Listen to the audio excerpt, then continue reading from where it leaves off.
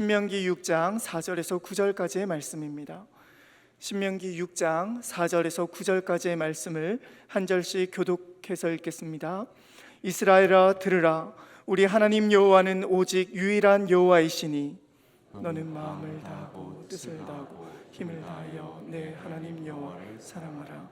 오늘 내가 내게 명하는 이 말씀을 너는 마음에 새기고 내 자녀에게 부지런히 가르치며 집에 앉았을 때든지 길을 갈 때든지 누워 있을 때든지 일어날 때든지 이 말씀을 강론할 것이며 너는 또 그것을 내 손목에 매어 기호를 삼으며 내 미간에 붙여 표로 삼고 또 내 집 문설주와 바깥문에 기록할지니라. 아멘. 몇 살까지 살고 싶으세요? 얼마나 오래 살고 싶으세요? 어르신들 사이에서 회자되었던 말이라고 하죠. 9988-234 들어보셨어요? 9988-234 99세까지 팔팔하게 살다가 2-3일 아픈 다음에 죽는다. 9988-234 오래 사는 것이 복이죠. 장수가 복입니다. 성경에서도 장수가 복이라고 말씀하고 있습니다.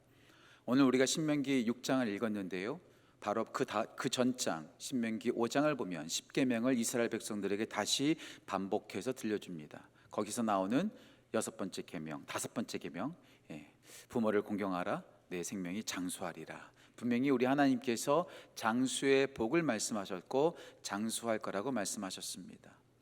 전 지금도 기도합니다. 계속해서 기도합니다. 우리 모든 성도들이 건강하길, 그리고 질병 가운데 있는 성도들이 치유받길, 그리고 여러분 모두가 장수하길 날마다 기도합니다. 정말 장수하셨으면 좋겠습니다. 장수하십시오. 하지만 제가 늘 항상 저의 어렸을 때 치기 어리던 시절의 이야기를 제가 하곤 하지요. 저는 어렸을 때 장수하는 것이 왜 복인가 이해가 되지 않았습니다. 예수님을 믿었으면 구원받은 것이요, 죽으면 천국 가는 것인데 뭐 그렇게 생명에 연연하면서 오래 살려고 장수하려고 그렇게 살아가는가, 저는 이해하지 못했습니다. 그리고 제가 이렇게 설교한 적도 있습니다. 난 오래 살고 싶지 않다고, 우리는 젊음을 불태우면서 짧고 굵게 살자고, 그렇게 제가 설교했던 적도 있습니다. 장수의 복 이해할 수 없었습니다. 하지만 저의 그런 잘못된 생각, 저의 고정관념을 깨뜨리는 하나의 사건이 있었죠. 결혼한 지 9년 만에 40세가 되던 해에 드디어 기다리던 아이가 태어났습니다. 아빠가 된 거죠. 아빠가 되는 순간부터 저의 모든 생각이 다 달라졌습니다. 그리고 그런 소망을 갖게 되었습니다. 오래 살아야지. 오래 살아야지. 40세가 돼서 아빠가 되니까 저의 아이가 대학교를 들어갈 때 제가 환갑이더라고요. 오래 살아야지. 또 욕심이 생겼어요. 우리 딸아이가 결혼식장에 들어갈 때 내가 데리고 들어가야지. 오래 살아야지. 또 여러분 요즘 손주들 애프터 서비스 애들이죠. 저도 오래 살아야지. 우리 딸아이가 낳은 그 손주들을 제가 애프터 서비스 해줘야지. 그때 제가 생각하게 되었습니다. 그렇구나. 장수가 복이구나. 그냥 이 세상의 생명을 연연하기 위해서 살아가라고 그렇게 장수의 복을 말씀하시는 것이 아니라 우리 가운데 허락한 자녀들을 마음껏 사랑하고 마음껏 그들을 정말로 축복해주고 또 그들을 믿음으로 양육하라고, 그래서 장수의 복을 우리 가운데 허락하신 거구나. 그리고 말씀을 보았더니 장수의 복과 자녀의 복이 함께 가더라고요. 그리고 하나님의 모든 사람들이 자녀를 위해서 그렇게 소망하고 또 기도했더라고요. 아브라함의 소망이 뭐였습니까? 아들 하나 낳는 것 아니었겠습니까? 한나가 왜 그렇게 기도했습니까? 아들 낳게 해달라는 것 아니었습니까? 장수의 복과 자녀의 복이 함께 가더라고요. 그냥 오래 살라는 것이 아니라 우리 가운데 허락된 자녀들을 사랑해주고 축복하고 그들을 믿음으로 잘 양육하라고 우리 모두에게 장수의 복을 말씀하신 거구나. 예, 그렇습니다. 우리에게 허락한 그 다음 세대로는 잘 키울 수 있어야 합니다. 우리 교회 주성호 목사님께서 자녀를 위해서 기도할 때마다 항상 이런 표현을 하세요. 우리의 다음 세대가 다른 세대 되지 않게 해달라고, 우리의 다음 세대가 다른 세대 되지 않게 해달라고 기도 제목을 항상 말씀하세요. 그 표현이 사사기 2장에 나오는 정확한 표현입니다. 모세를 통해서 이스라엘 백성들은 기적을 경험하고 구원을 경험했습니다. 그리고 여호수아를 통해서 가나안 땅에 들어와 가나안 땅을 정복하고 그 땅 가운데 정착하게 됩니다. 모세의 하나님, 여호수아의 하나님, 그 놀라운 하나님을 경험했던 사람들이 여호수아가 죽으니까 사사기 2장 10절에 다른 세대가 되었다. 모세가 믿었던 그 하나님을 모르는 다른 세대, 여호수아가 믿고 섬겼던 그 하나님을 모르는 다른 세대가 되었다는 것, 우리의 자녀들을 우리가 그냥 다음 세대라고 말하는 것이 아니라 다른 세대 되지 않기를 위해서 우리는 최선을 다해야 될 줄 믿습니다. 저는 이 설교하는 것이 쉽지 않습니다. 부담됩니다. 세 가지 이유에서 부담이 됩니다. 첫 번째, 자녀 양육, 저도 예외가 아니기 때문에 그렇습니다. 저도 부담이 됩니다. 저도 부모로서 부담이 됩니다. 저도 다 잘하는 것 아니기 때문에 부담이 됩니다. 두 번째, 한국 상황이 그리 좋지만은 않습니다.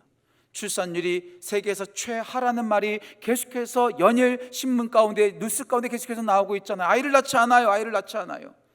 세 번째, 이 시대가 녹록지 않습니다. 주일학교가 없는 교회들이 수두룩 빽빽합니다. 진짜 정말 문제입니다. 교회를 떠나고 있습니다. 교회를 서서히 젊은 세대가 떠나고 있습니다.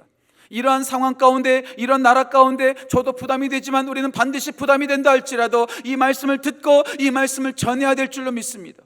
계속해서 우리는 꽃동산 비전을 나누고 있습니다. 첫 번째 비전, 하나님을 예배하는 비전. 두 번째, 은혜를 삼하고 기도하는 비전. 하나님의 말씀에 순종하는 비전. 지난주 함께 나누었던 예수님의 제자로 살아가는 비전. 그리고 오늘 다섯 번째 비전, 우리의 다음 세대를 세워가는 교회, 우리 다음 세대를 정말 믿음으로 야육하는 교회, 우리가 정말로 품어야 될 비전이죠. 아니, 우리가 지난 40년 동안 그렇게 달려오지 않았습니까? 아니, 우리 교회가 세워진 이유가 다음 세대 어린아이들을 섬기기 위해서 우리 교회가 세워진 것 아닐까요? 우리 김정준 목사님을 통해서 지금까지 헌신하고 여러 가지 모든 것을 다 쏟아부으며 어린이들과 다음 세대를 위해서 온 성도가 김정준 목사님과 함께 40년 동안 달려오지 않았습니까? 그리고 오늘 아침에 주보를 쭉 보고 있는데 오늘 주보 광고에 제 눈에 하나 딱 잡히는 하나의 이 문구가 있었습니다. 오늘 주보 광고 가운데 병규정 목사님 12주기 강단 꽃장식이 나와 있더라고요. 김정준 목사님과 병규정 목사님이 한국 교회를 이끄는 콤비가 되셔서 한국 교회의 놀라운 어린이의 붕을 이뤄냈던 근원지가 바로 우리 꽃동산 교회 아닙니까? 지난 40년 동안 그랬으니 이만큼은 됐어, 이제는 안 해도 돼가 아니라 그 40년 동안 김정준 목사님과 병규정 목사님, 수많은 장로님들, 수많은 선생님들, 수많은 우리 교회 성도들이 그렇게 헌신하고 다음 세대를 위해서 달려왔다면 우리는 더 계속해서 40년을 그렇게 달려가야 되지 않을까요? 전 우리 교회가 40년 동안 그렇게 했다는 것을 자랑하는 교회가 아니라 여전히 그 비전과 그 사명을 따라 계속되는 그 40년을 달려가는 우리 교회, 우리 성도, 우리 모두 되시기를 주님의 이름으로 축복합니다. 다음 세대를 품는 교회, 우리의 다섯 번째 비전입니다. 자, 그렇다면 우리가 품고 세워야 할 다음 세대는 어떤 존재일까요? 그 다음 세대는 어떤 사람들일까요? 오늘 세 가지로 함께 말씀 나누면서 우리 교회가 다음 세대를 품고 세워가기를 소망합니다. 첫 번째, 우리의 다음 세대는 자녀들입니다. 우리의 다음 세대는 자녀입니다. 목사님 뻔한 말 아니에요? 우리가 낳았잖아요. 우리가 길렀잖아요. 우리의 자녀잖아요. 예, 맞습니다. 우리가 낳았고 우리가 길렀기 때문에 우리의 자녀가 많습니다. 하지만 절대로 착각해서는 안 됩니다. 절대로 착각해서는 안 됩니다. 우리의 자녀들인 것처럼 보이지만 우리의 자녀가 아니라 우리에게 맡겨진 자녀들은 하나님의 자녀라는 것을 우리는 절대로 잊어서는 안 됩니다. 예수님께서 요한복음 21장에서 베드로에게 내 양을 먹이라, 내 양을 치라 말씀하십니다. 너희의 양이라고 말하지 않습니다. 베드로의 양이라고 말하지 않습니다. 내 양, 예수님의 양이라는 것. 예, 우리 모든 성도들은 목사의 양이 아닙니다. 오직 예수님의 성도요, 예수님의 사람들이요, 예수님의 양이라는 것을 절대로 잊어서는 안 됩니다. 교회도 마찬가지입니다. 마태복음 16장에서 우리 예수님께서 말씀하셨죠. 내가 내 교회를 세우리니. 내가, 예수님이 예수님의 교회를 세우신다고 말씀하셨습니다. 목사의 교회가 아닙니다. 장로들의 교회가 아닙니다. 우리 성도들의 교회가 아닙니다. 오직 예수님의 교회라는 것, 이것을 절대로 잊어서는 안 됩니다. 교회가 예수님의 교회인 것처럼, 성도님들이 예수님의 성도이들인 것처럼 우리 애들의 자녀도 우리가 낳았고 우리가 길렀다고 해서 나의 자녀, 우리의 자녀가 아니라 오직 하나님의 자녀라는 소유권을 인정해야 합니다. 오늘 참으로 감사한 것은 우리 교회 3부 예배 때마다 헌화식이 자주 있어요. 저는 항상 말합니다. 아이가 태어나서 처음 교회 오는 날 헌화식을 드렸으면 좋겠다고. 얼마 지난 다음에 오는 것이 아니라 처음 교회 오는 날 목사의 축복을 받고 헌화식을 드렸으면 좋겠다고. 왜 우리가 헌화식을 할까요? 헌화식을 드리는 이유가 뭘까요? 유아 세례도 있는데 왜 헌화식으로 드리는 걸까요? 그에 여러 가지 근거가 있겠지만 많이 알려진 헌화식의 유래는 한나와 사무엘로 거슬러 올라갑니다. 한나가 아들을 낳은 후에 그 사무엘을 하나님께 평생 드리죠. 그 평생 드리는 장면, 사무엘상 1장 27절 말씀 보면 한나가 이렇게 고백합니다. 주께서 내 기도에 응답하셨으니, 무슨 말이에요? 내가 배 아파서 낳은 것이 아니라 하나님께서 주셨다. 다시 말씀드릴게요.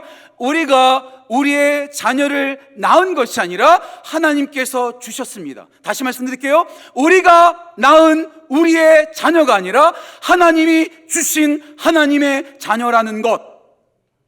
그리고 한나가 또 고백합니다. 사무엘상 1장 28절 말씀, 내가 이 아들을 평생 드리니이다. 하나님께 드리는 거예요. 내게 주신 자녀를 하나님께 맡기는 거죠. 오해하지 마세요. 그렇게 드린다고 해서 목사로 서원하라는 것 아닙니다. 자녀를 선교사로 서원하라는 것 아닙니다. 하나님께 소유권을 인정하는 거예요. 내 소유가 아니라, 내 자녀가 아니라 하나님의 자녀임을, 소유권을 인정하는 게 바로 헌화식이라는 것. 예, 우리가 낳은 자식이 아니라 하나님께서 주신 자녀라는 것. 이 소유권을 인정하면 가장 중요한 한 가지가 우리는 바뀌어야 합니다. 그것은 자녀를 키우는 기준입니다. 자녀를 갖고 있는 사람들의 소망이 바뀌어야 됩니다. 기준과 소망이 바뀌어야 합니다. 내 기준, 세상의 기준을 따라서 아이를 키우는 것이 아니라, 내 소망, 세상 사람들이 박수치는 그 소망을 따라서 자녀를 키우는 것이 아니라 하나님의 기준을 따라서 가르치고 세워야 한다는 것. 예, 우리의 자녀가 좋은 대학교 들어가야죠. 좋은 직업을 가져야죠. 인기도 있어야죠. 건강해야죠. 유명해야죠. 그런 소망을 갖지 말라는 것 아닙니다. 저도 그런 소망 가지고 있어요. 하지만 그것이 1순위가 되어서는 안 된다는 것. 세상의 기준과 나의 기준, 내 이루지 못한 꿈을 대리만족으로 자녀에게 전가시키는 것이 아니라, 내 소망이 아니라, 세상의 기준이 아니라 하나님의 기준과 하나님의 소망을 따라서 키워야 된다는 것. 왜? 내 자녀가 아니라 하나님의 자녀니까. 우리는 이 기준을, 이 순서를 제대로 잡을 수 있어야 합니다. 그래서 오늘 말씀에 분명히 우리 가운데 말합니다. 4절 말씀, 이스라엘아 들으라. 우리 하나님 여호와는 오직 유일하신 여호와시니. 무슨 말이에요? 유일하신 하나님을 믿는 자녀로 세우라는 것. 5절 말씀, 내 마음을 다하고 내 뜻을 다하고 내 힘을 다하여 주 너의 하나님을 사랑하는 자녀로 만들라는 것. 진짜 세상적인 성공이 뭘까요? 우리의 자녀의 성공이 뭘까요? 좋은 대학교 들어가는 것? 좋은 직업? 억대 연봉을 받는 게 진짜 우리 자녀의 성공일까요? 그렇지 않습니다. 하나님의 자녀의 성공은 하나님을 믿고 하나님을 믿는 자답게 하나님을 사랑하며 살아가는 것이 진짜 하나님께서 원하시는 성공이라는 것. 전 늘 자주 말씀드립니다. 전 자주 고백합니다. 그리고 자주 이렇게 기도합니다. 우리들의 자녀가 예수님을 잘 믿고 예수님을 닮은 성품으로 살아가게 해달라고. 이것이 그 어떤 것보다도 자녀의 기준과 자녀의 성공에 앞설 수 없다는 것. 더 심하게 말씀드릴까요? 더 적나라하게 말씀드릴까요? 아무리 자녀가 서울대를 들어가고, 아무리 자녀가 억대 연봉을 받고, 아무리 자녀가 건강해서 장수한다 할지라도 하나님이 없으면 아무것도 아니라는 것. 하지만 자녀가 좀 부족하고 세상적인 성공을 이루지 못하고 주목을 받지 못한다 할지라도 그 안에 하나님이 계시면 모든 것을 가졌다는 것. 우리는 이 사실을 말로만 고백하는 것이 아니라 실제로 그렇게 우리에게 맡기신 자녀를 키우고 양육할 수 있어야 합니다. 저는 우리 교회 자녀들이 서울대 많이 들어가지 않기를 바랍니다. 하나님의 천국에 들어가는 자녀들이 더 많아지기를 소원합니다. 말로만 그렇게 고백하는 것이 아니라, 입으로만 그렇게 고백하는 것이 아니라 진짜 그러기를 우리 모두가 소망했으면 좋겠어요. 미국의 이민사회에 있는 자녀들은요, 한국 이름만 짓는 것이 아니라 영어 이름도 줘요.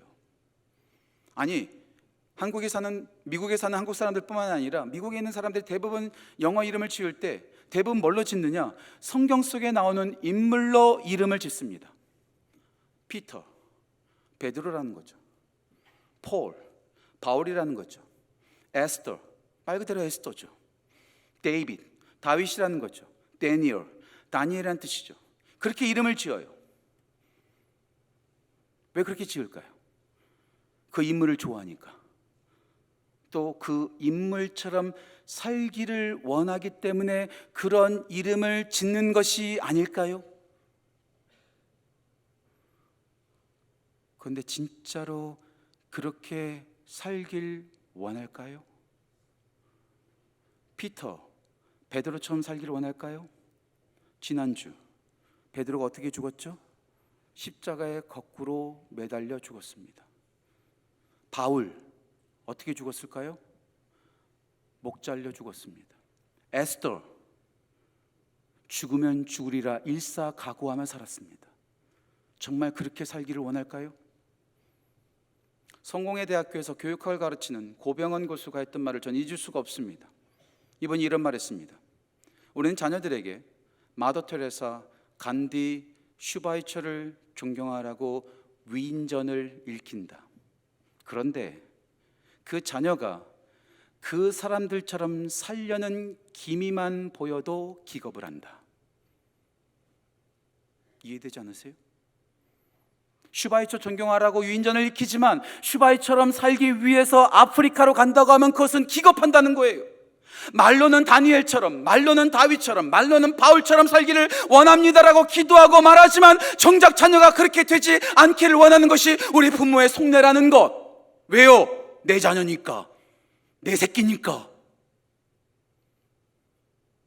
우리는 말로만 그렇게 하는 것이 아니라 나에게 맡겨주신 하나님의 자녀라는 것을 인정하고 세상의 기준, 내 기준이 아니라 하나님의 기준을 따라서 하나님을 믿고 유일하신 하나님을 믿고 그 하나님을 마음 다하여 힘을 다하여 뜻을 다하여 그 하나님을 사랑하는 자녀로 1순위로 키워나가는 우리 교회, 우리 성도, 우리 모두 되시기를, 아니 제가 되기를 주님의 이름으로 축복합니다. 우리들의 다음 세대 자녀입니다. 두 번째, 우리의 다음 세대 학생입니다. 스튜던트, 학생입니다. 미국 얘기를 계속해서 하는데요, 미국에 가면 햄버거 가게에 아이들 메뉴가 있습니다. 아이들을 위한 메뉴가 있어요. 얼마나 푸짐한지 몰라요. 그냥 허접하지 않습니다. 진짜 푸짐합니다. 게다가 장난감까지 줘요. 그런데요, 그러한 아이들 메뉴를 얌체처럼 사 먹는 어른들이 종종 있습니다. 왠지 아세요? 싸거든요. 푸짐한 데다가 장난감까지 주니까 어른들이 그것을 사 먹어요. 너무나 싸요. $2. 2,400원. 푸짐하게 먹거든요.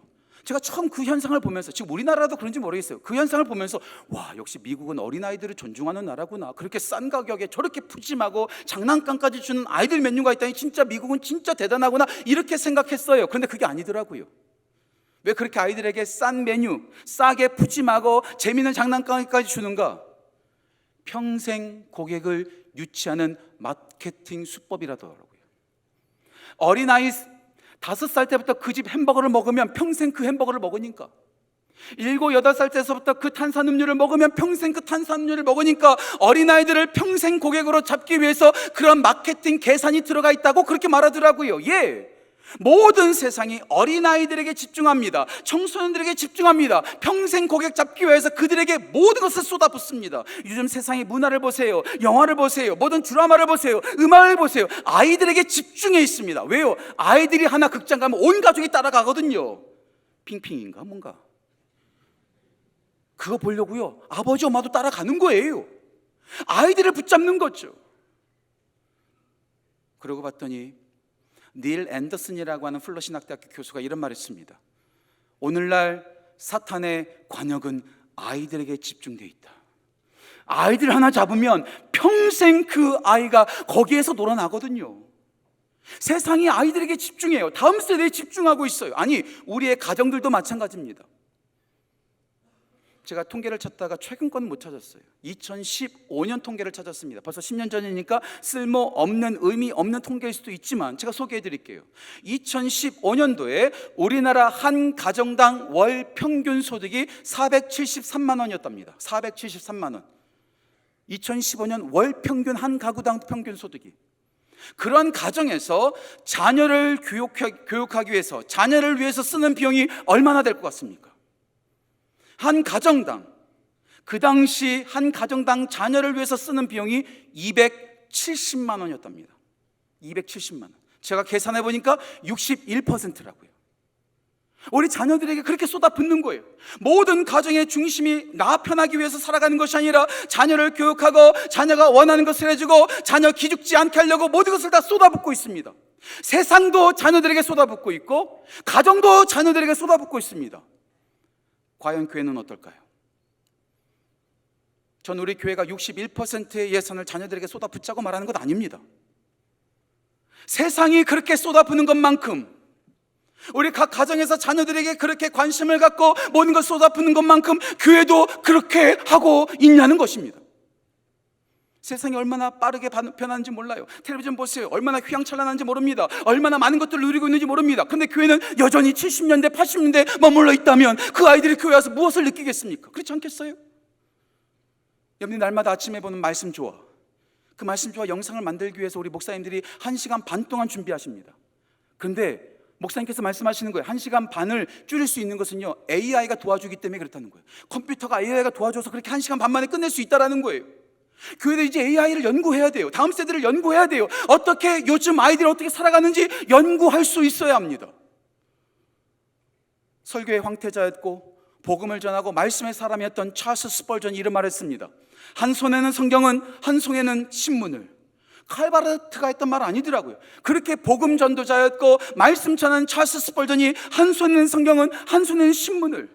우리가 이 시대를 연구하며 탁월하게 나아갈 수 있어야 된다는 거죠. 그럼에도 불구하고 탁월함을 추구하고 이 세상의 흐름을 연구해야 되지만, 그럼에도 불구하고 우리가 진짜로 붙잡고 아이들에게 가르쳐야 될 것은 오직 하나님의 말씀이라는 것. 오직 하나님의 말씀, 그 진리를 가르쳐야 한다는 것. 그래서 오늘 6절 말씀에 말하고 있습니다. 너는 내 자녀들에게 어떻게 하라고요? 부지런히 가르치라. 무엇을? 말씀을. 유일하신 하나님을 사랑하라는 것을 한 번만 가르치는 것이 아니라 부지런히 가르치라. 부지런히. 그래서 부지런이라는 단어를 히브리어 단어로 봤더니 샤난이라는 단어도 샤난. 그 자세한 뜻을 살펴봤더니 이런 뜻이 있더라고요. 반복적으로, 날카롭게, 정확하게 가르치라는 거예요. 예, 우리 교회가 세상과 뒤떨어질 수 있습니다. 하지만 하나님의 말씀만큼은 부지런하게, 반복적으로, 날카롭게, 정확하게 가르칠 수 있어야 한다는 것, 저는 늘 자주 말씀드립니다. 우리에게 최고의 설교자는 제가 되면 절대로 안 됩니다. 우리에게 최고의 설교자는 우리 중고등부를 섬기는 교육부 목사님들과 전사님들, 우리 주일학교 목사님들과 전사님들이 최고의 설교자가 되어야 될 줄 좀 믿습니다. 왜냐하면 여러분들은 그냥 제가 설교를 망쳐도 들어주세요. 아무도 안 나가잖아요. 다 들어주세요 그냥. 하지만 아이들은 달라요. 마음에 안 맞잖아요? 심심하잖아요? 그냥 나가버립니다. 그냥 스마트폰 봅니다. 다른 생각합니다. 그런 착착 변하는, 정말로 어디로 튈지 모르는 그 다음 세대들에게 말씀을 전하려면 진짜 탁월한 목사, 진짜 탁월한 설교자가 그곳에 있어야 되지 않겠습니까? 저는 계속해서 지원할 겁니다. 우리 다음 세대 사역자들이 진짜로 풍성하게 세워질 수 있도록 저는 계속해서 지지할 겁니다. 계속해서 지원할 겁니다. 예, 우리는 우리 자녀들에게 마땅히 행할 바를 가르치라 말씀하셨던 잠언 22장 6절의 말씀처럼 우리 자녀들에게 세상의 기준뿐만 아니라 오직 하나님의 기준, 그 하나님의 말씀을 탁월하게, 정확하게, 반복적으로, 날카롭게 전하고 가르치는 우리 교회, 우리 모든 성도 되시기를 주님의 이름으로 축복합니다. 우리의 다음 세대 자녀들입니다. 우리의 다음 세대 학생입니다. 마지막 세 번째, 우리의 다음 세대 우리입니다. 우리 자신, 우리들입니다. 부지런하게 가르칠 때, 날카롭게 가르칠 때 어떻게 가르쳐야 될지도 오늘 말씀 속에서 구체적으로 우리에게 소개하고 있습니다. 6절과 7절 말씀이죠. 7절과 8절 말씀이죠. 집에 앉아 있을 때든지, 길을 갈 때에든지, 누워 있을 때에든지, 일어날 때에든지 내 손목에 기호를 삼고 내 미간에 표를 삼아라. 무슨 말입니까? 회당에서만, 교회에서만 가르치는 것이 아니라 언제 어디서나 일상생활 속에서 아이들을 가르치고 아이들을 훈육하라는 뜻이지요. 제가 늘 말씀드리죠. 지난 1700년 동안 교회는 주일학교가 없었습니다. 18세기 후반 영국 산업혁명이 있었을 때 처음으로 교회에서 주일 학교가 시작되었습니다. 1700년 동안 자녀를 양육하고 교육하는 것은 교회 책임이 아니었습니다. 회당 책임이 아니었습니다. 가정에서 부모가 자녀를 키워야 한다는 것, 그게 바로 첫 번째 시작이었다는 거죠. 예, 물론 교회는 최선으로 아이들에게 말씀을 전할 겁니다. 탁월하게 가르칠 것입니다. 하지만 그럼에도 불구하고 교회에게 무조건 맡기는 것이 아니라 모든 교육과 모든 양육은 가정에서 시작해야 된다는 것, 부모가 시작해야 된다는 것. 이런 말 들어보셨죠? 우리들의 자녀는 부모 앞에서 자라지 않고 부모 등 뒤에서 자란다. 무슨 말이에요? 부모 앞에서 부모가 하는 잔소리 듣고 말 듣고 자라는 것이 아니라 부모 등 뒤에서 부모가 하는 모습을 보고 자란다. 전 이 말을 들을 때마다 참 무섭습니다. 때로는 두렵습니다. 저만 두렵고 저만 무서운지 모르겠어요. 여러분들도 이 말을 들으면 무서운지 모르겠어요. 전 이 말을 들을 때마다 무섭습니다. 제가 무서워하는 말은 이 말입니다. 잘 들어보세요. 여러분들도 무서우신지. 지금 당신의 모습이 내일의 자녀의 모습이다. 지금 당신의 신앙이 내일의 당신의 자녀의 신앙이다. 우리의 말을 듣고 아이들이 예수님 믿는 것이 아니라 우리가 믿는 모습을 보고 자녀가 그대로 따라한다는 거죠. 큐티해, 헌금 드려, 주일 성수해야지, 말씀 봐야지, 그런 말 듣는다고 해서 아이들이 하는 것이 아니라 기도하는 부모의 모습, 말씀을 읽고 있는 부모의 모습, 주일에 최우선으로 하나님께 예배 드리는 모습, 하나님을 섬기는 그 부모의 모습을 등 뒤에서 보고 그대로 한다는 것. 그래서 아이들이 우리 가운데 속으로 이렇게, 저의 아이들이 저한테 그렇게 말하는지도 모르겠어요. 2005년 한 영화에서 나왔던 유명한 대사, 너나 잘하세요. 무서운 말 아닙니까? 너나 잘하세요. 말만 하지 말고 당신이나 잘하세요. 우리의 자녀의 지금의 모습, 아니 내일의 모습은 바로 지금 우리의 모습이라는 것. 말만 하는 것이 아니라 떠들어대는 것만이 아니라 우리가 그 믿는 모습 그대로 우리가 보여줘야 된다는 것, 알려줘야 된다는 것. 길에 있든지 집에 있든지 어디에 있든지 그 모습을 보여주고 또 보여줘야 되는 것. 먼저 우리가 유일하신 하나님을 믿고 우리가 그 하나님을 사랑하고 그 마음을, 그 말씀을 우리 마음 가운데 새겨 그 뜻대로 살아갈 때 우리의 모습을 보고 우리 아이들이 그대로 따라갈 줄 믿습니다. 그대로 믿을 줄 믿습니다. 우리의 모습, 지금의 모습이 우리 다음 세대의 다음 모습입니다. 그 무서운 마음을 마음속에 새기고 나만 잘 믿고 끝나는 것이 아니라 우리의 모습 그렇게 보여줌으로 우리의 다음 세대도 우리처럼 믿고 우리처럼 사랑하고 우리처럼 하나님을 예배하는 다음 세대 되기를 주님의 이름으로 축복합니다. 우리의 다음 세대는 자녀입니다. 학생입니다. 그리고 우리 자신입니다. 전 설교를 시작하면서 장수의 복에 대해서 말씀을 드렸습니다. 다시 말씀드립니다. 여러분 모두 장수하십시오. 장수하십시오. 모두가 다 장수를 꿈꿉니다. 오래 살길 바랍니다. 그러다 보니까 제가 텔레비전 갑자기 보다가 어느 때 우연히 보다가 홈쇼핑이 올라오면 이렇게 여러 가지 광고가 나오더라고요. 그런 광고 가운데 이런 광고가 있더만요. 안티에이징 들어보셨어요? 안티에이징, 노화 방지. 이거 바르면 피부가 탱탱합니다. 이거 먹으면 건강합니다. 안티에이징, 노화 방지 연고, 노화 방지 알약을 먹으면 건강합니다. 예, 우리 모두는 늙기를 싫어합니다. 장수는커녕 우리는 늙기도 싫어합니다. 늙기도 싫어합니다. 그 광고를 보다가 우연히 어떤 목사님께서 전하셨던, 제가 청년 시절 때 들었던 설교가 하나 생각났어요. 그 목사님께서 청년 집회를 하시면서 이런 고백을 하셨다고 하더라고요. 나는 빨리 늙고 싶다 얘들아. 얘들아 난 빨리 늙고 싶다. 그 말을 듣고 그 말씀을 듣던 청년들이 울기 시작했다고 하더라고요. 왜 그들이 울었을까요? 목사님께서 이렇게 말씀하셨답니다. 얘들아 난 빨리 늙고 싶다. 너희들이 커서 믿음의 삶을 살아가는 모습을 빨리 보고 싶어서 빨리 늙고 싶다. 너희들이 성장해서 하나님의 뜻대로 목숨 걸고 살아가는 모습을 내가 보고 싶어서 나 빨리 늙고 싶다. 이런 고백을 하니까 청년들이 울기 시작했더라는 거예요. 예, 우리의 다음 세대는 우리의 자녀가 아니라 하나님의 자녀입니다. 학생들입니다. 아니, 우리 자신의 모습입니다. 그것은 무슨 뜻입니까? 이것을 다 모으면 가장 소중한 보물이 아닐까요? 이 보물 가운데 어떤 일이 벌어질지, 어떤 사람이 일어날지, 어떤 위대한 믿음의 기적이 일어날지 누가 압니까? 누가 압니까? 그렇지 않아요? 매일 돈만 먹는 하마처럼 돈만 가져가는 우리의 다음 세대 골칫덩어리 아이들 가운데 어떤 미래에 어떤 역사가 일어날지 누가 압니까? 누가 압니까? 그러면서 어저께 제가 교사 간담회를 했어요. 중고등부 선생님과 교사 간담회를 하면서 제가 하나의 이야기를 해드렸어요. 너무나 여러분들이 잘 알고 있는 이야기, 너무나 뻔한 얘기지만 실제로 있었던 일입니다. 어떤 한 주일학교 학생이 하나 있었다고 하죠. 남자아이였습니다. 집이 너무나 가난했어요. 부모님도 없었어요. 지질이 가난했어요. 찢어지게 가난했어요. 주일날 교회 나올 시간도 없었습니다. 왜요? 주일날에도 그 아이는 일을 했어야만 했기 때문에, 가게를 지키고 구두를 닦으면서 힘들게 자기의 삶을 살아가기 때문에 교회 주일날 나올 시간도 없었다고 하죠. 모두가 관심을 기울이지 않았습니다. 저 아이는 찢어지게 가난한 아이, 아무도 눈여겨보지 않은 정말로 우울한 아이라고 모두가 날개를 찍었을 때 그 아이를 포기하지 않았던 한 사람이 있었습니다. 그 사람이 그 아이가 한 번 교회에 나왔던 주일학교 선생님. 그 주일학교 선생님이 그 아이를 매주 찾아갑니다. 교회에 나올 수 없는 그 아이를 매주 찾아가서 그 아이를 사랑으로 섬기고 그에게 말씀을 가르치고 성경 말씀을 가르치고 그를 위해서 기도합니다. 그렇게 가르쳤던 선생님 이름 에드워드 킴볼.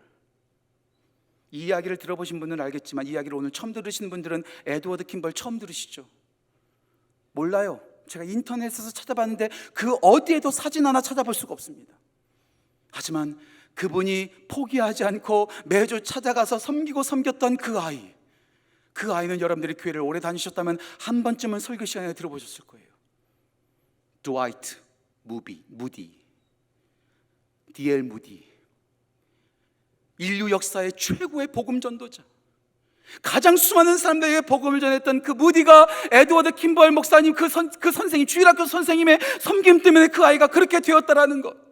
그 무디가 복음을 전할 때 또 한 사람이 변화되어집니다. 윌버 체프만이라는 꼬마 아이가 변화되어집니다. 그가 똑같이 목사가 돼서 복음을 전하기 시작합니다. 그가 복음을 전할 때 어떤 야구 선수가 와서 그 복음을 듣습니다. 그 사람이 메이저리그를 뛰고 있었던 빌리 썬데이라고 하는 사람인데 그 말씀의 복음을 듣고 예수를 믿어 그가 야구 생활을 청산하고 복음의 삶을 살아갑니다.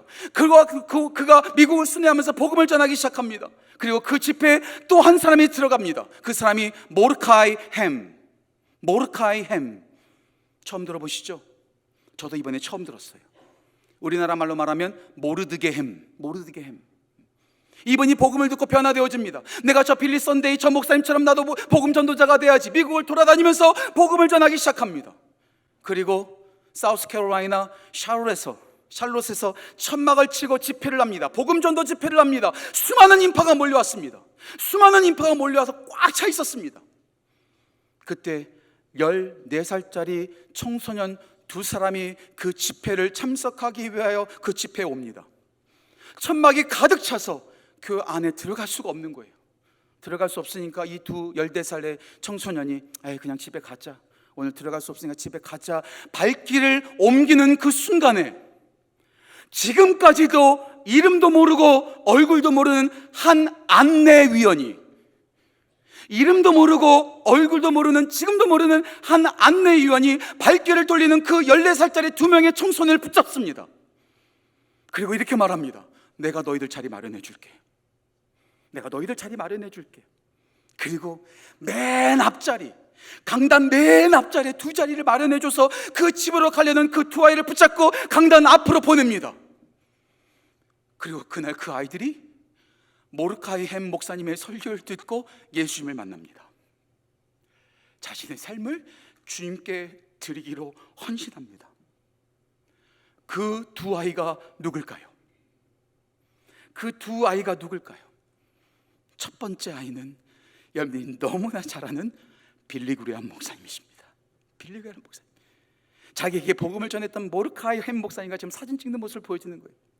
빌리 그레이엄 목사님이 거기서 집으로 가지 않고 나와 끼까달게 예수님을 믿고 영접하여 세계 최고의 복음 전도자가 되었다는 거죠. 그렇다면 그 아이와 함께 앞장으로 나왔던 또 한 명의 인물은 누굴까요? 또 한 명의 인물은 누굴까요? 저도 이번에 처음 이름을 들었습니다. 그레디 윌슨.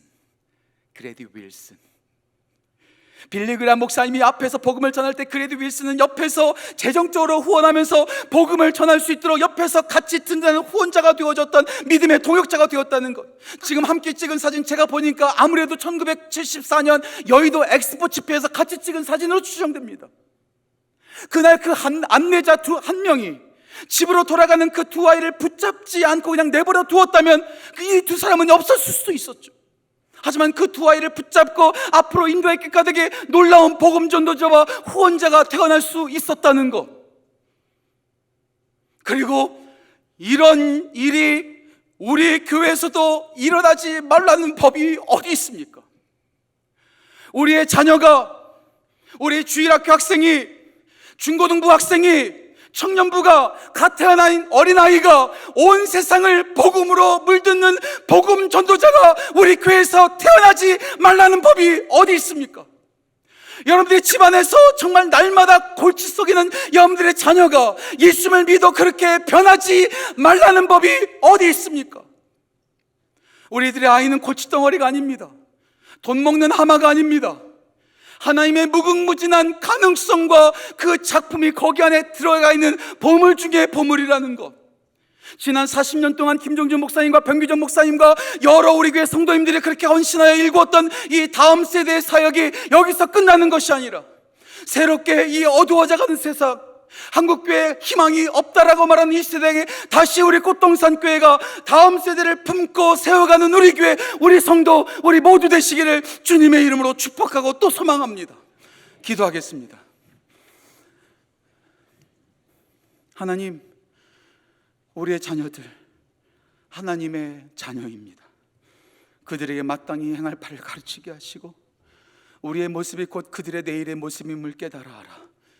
우리에게 맡겨진 그 보물들을 말씀과 복음으로 세워가는 우리 되게 하여 주옵소서. 감사드리며 귀하신 예수님의 이름으로 기도합니다.